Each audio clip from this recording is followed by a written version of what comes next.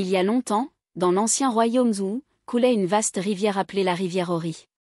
Ce n'était pas une rivière ordinaire, elle abritait des créatures fascinantes, mi-humaines, mi-poissons. Les villageois les appelaient les ondins. Ils y vivaient depuis des générations. Chaque matin, les enfants couraient vers la berge, soulevant la poussière. « Regardez, les sirènes arrivent !» s'exclama un enfant, montrant l'eau où brillaient des écailles bleues. Les adultes s'y rassemblaient aussi, observant les ondins nager près de la surface, saluant. Parfois, les pêcheurs naviguaient prudemment autour des zones où nageaient les ondins. Un accord tacite existait pour partager la rivière, mais la paix ne dure jamais. Un matin fatidique, Henri, un pêcheur respecté du royaume, sortit et jeta son filet. Le soleil se levait à peine, la brume couvrait l'eau. Ses filets tombèrent au milieu de jeunes enfants. « Sirènes humaines !»« Tu es trop près de nos petits !» cria un triton menaçant. Henri tira sur son filet. « Je pêche ici depuis 20 ans. Ces eaux sont à tous, pas qu'à vos gosses. » Le visage du triton s'assombrit de colère. Un jeune enfant sirène s'en mêla dans le filet. « Mon fils !» hurla un triton en plongeant vers le filet, tentant de libérer l'enfant. Henri, défendant son filet, tout dérapa, l'enfant sirène fut blessé. Furieux, les hommes poissons tuèrent Henri. Son corps fut retrouvé flottant dans la rivière Ori. Étienne fut informé dans l'heure, sur son trône, il s'assombrit au récit de l'ancien, ce peuple craint que les sirènes tuent nos pêcheurs. Roi Étienne se leva, sa voix tonnant dans la salle du trône, amenez mes conseillers et prévenez chaque village au bord de la rivière. Ce soir-là, le roi fit sa proclamation depuis les marches du palais. Ils ont pris l'un des nôtres, tonna-t-il, sa voix résonnant sur les murs. Dès aujourd'hui, aucun enfant ne nagera à la surface de la rivière Ori. Quiconque défie ce décret sera passible de mort immédiate. La paix entre nos peuples est à jamais brisée. Le décret changea tout.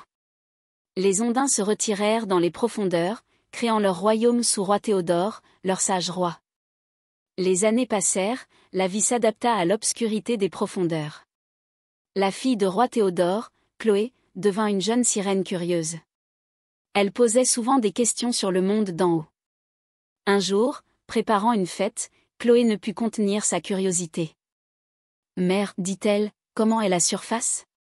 Isabelle s'arrêta, des souvenirs traversant son visage. « Pourquoi tu demandes, ma chérie ?» J'entends parfois les anciens parler du passé. Ils parlent de quelque chose appelé soleil.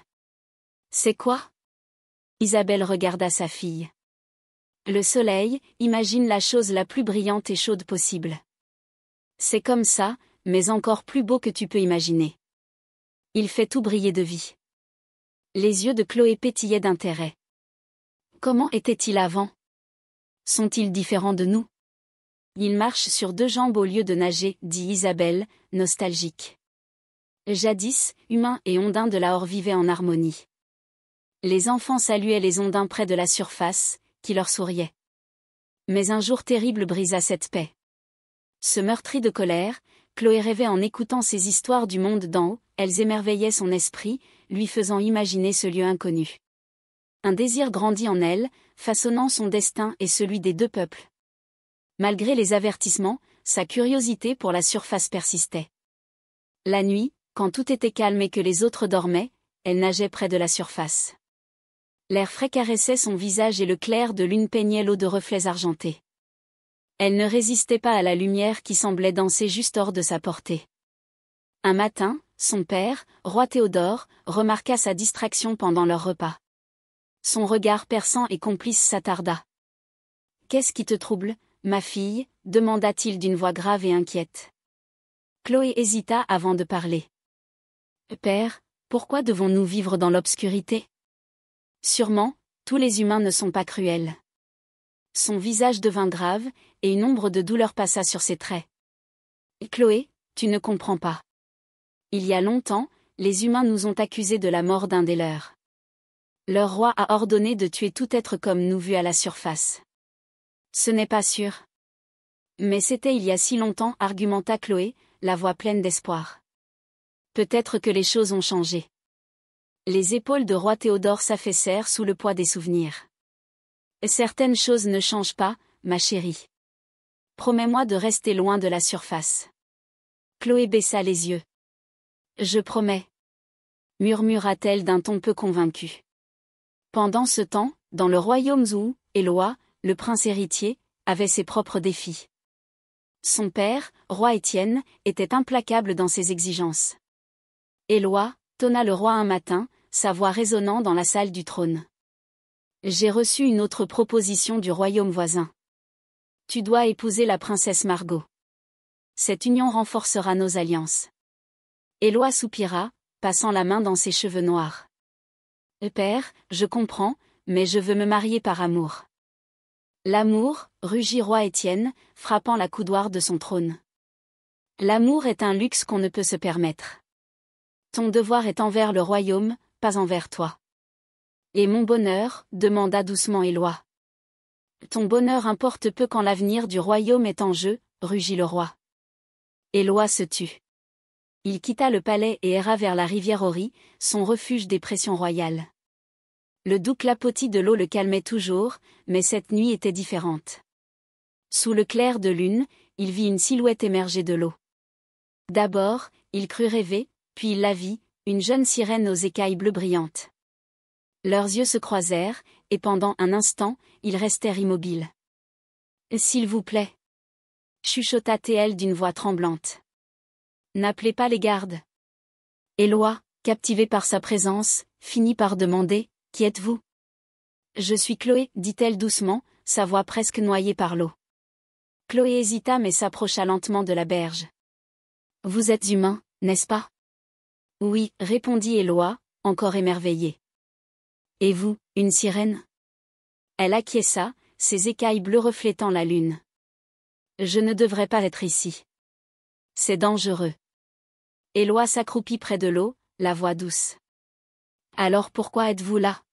« Je voulais voir la surface, avoua-t-elle. On m'a tant parlé de la lumière, de l'air, des étoiles. Et maintenant que tu l'as vu, demanda-t-il. C'est plus beau que je ne l'imaginais, dit-elle. Leurs conversations s'étirèrent dans la nuit. Chloé décrivit son monde sous-marin, sombre et gardé par la peur. Éloi parla du palais, de ses devoirs et de ses rêves de liberté. Dès lors, ils se retrouvèrent en secret près du fleuve. Chaque rencontre les rapprochait, malgré les dangers autour d'eux. Un soir, Chloé arriva l'air troublé. « Mon père hésite, m'a fiancée au fils de son conseiller. » Le cœur d'Éloi se serra. « Dans 2 mois, dit-elle, les yeux embués de larmes. Mais je ne veux pas l'épouser, Éloi. Je t'aime. » Ces mots le touchèrent en plein cœur. Il prit doucement sa main. « Je t'aime aussi, Chloé. On trouvera un moyen d'être ensemble. » Leur premier baiser, doux et tendre, scellèrent leur amour interdit. Leurs rendez-vous secrets continuèrent, mais pas pour longtemps. Les secrets restent rarement cachés. Bientôt, Chloé se sentit différente, son énergie baissait, sa nage ralentissait et une sensation étrange remuait dans son ventre. Chloé dit à sa mère qu'elle ne se sentait pas bien. Les yeux d'Isabelle, pleins d'expérience, s'emplirent d'inquiétude en examinant sa fille. « Tes écailles changent de couleur, dit-elle doucement, et tu dors plus que d'habitude. Chloé, es-tu enceinte » Chloé évita le regard de sa mère, sa voix à peine audible. « Oui. » « Qui est le père » Isabelle demanda, sa voix montant d'inquiétude et de peur. Chloé hésita, mais quand sa mère insista, elle répondit enfin, « Il s'appelle Éloi. Il est humain. » Le visage d'Isabelle pâlit, ses mains tremblantes. « As-tu perdu la tête ? Sais-tu ce qu'ils vous feront à toi et à ton enfant ? Il n'est pas comme les autres, maman. Il est gentil, compréhensif. » Et Chloé hésita avant d'ajouter, « C'est le prince Éloi. » Isabelle suffoqua, l'horreur emplissant sa voix. « Le prince Éloi ? Fils du roi Étienne, celui qui nous a bannis. » Chloé, qu'as-tu fait ? Dévastée et désespérée, Chloé prit une décision imprudente, oubliant les dangers. Elle nagea à la surface en plein jour, l'eau scintillant au soleil. Quand elle émergea, sa liberté fut brève. Des cris éclatèrent depuis la berge. « C'est une sirène » cria quelqu'un. « Attrapez-la » Des filets volèrent, et Chloé fut piégée avant de pouvoir plonger. Des mains rudes la traînèrent sur la rive, entourée d'une foule furieuse. « Aie pitié » supplia Théel, protégeant son ventre. « Je ne veux pas de mal. »« Pas de mal. » cracha un pêcheur. « Comme vous n'en avez pas fait à Henri. » La foule se jeta sur elle. Coups de poing et de pied pleuvaient tandis qu'elle protégeait son bébé. Au palais, un garde fit irruption dans la salle du trône. « Votre Majesté » annonça-t-il, essoufflé. Ils ont capturé une sirène à la rivière. Le cœur d'Éloi s'arrêta net. Sans attendre, il courut à toute vitesse vers la rivière. Il priait de ne pas arriver trop tard, mais son pire cauchemar se réalisa. Chloé gisait inerte, ses écailles bleues souillées de boue et de sang. La foule l'entourait, figée dans un silence choqué. Éloi tomba à genoux, la voix tremblante. « Qu'avez-vous fait » murmura-t-il, puis plus fort, la voix brisée par le chagrin. « Qu'avez-vous fait ?»« Vous les avez tués, mon amour et mon enfant. » Le villageois recula, horrifié par ces mots. Roi Étienne, ayant suivi son fils, restait figé, muet. Soudain, un grondement surgit de la rivière. L'eau bouillonna quand roi Théodore, roi des sirènes, émergea, son trident luisant, une armée de sirènes derrière lui, leurs visages exprimant douleur et rage. Prêts à venger, les humains se préparèrent, mais Isabelle s'avança, le visage en larmes. Sa voix portait la force lorsqu'elle leva ses mains. « Lassée » cria-t-elle entre les rois. Sa voix tremblait, mais était claire. « Ma fille est morte par amour. Que sa mort soit la dernière. La haine n'engendre que douleur. L'amour aurait montré une autre voie. » Sa supplique toucha les deux rois. Roi Théodore baissa son trident. Roi Étienne s'adoucit, ému. Ils décidèrent d'arrêter les combats. Un nouveau traité fut rédigé, les Ondins libres, les humains pacifiques. Pas parfait, mais un début. Éloi ne se maria jamais, il maintint la paix entre les royaumes. Chaque soir, il se souvenait d'elle, au bord de la rivière Ory.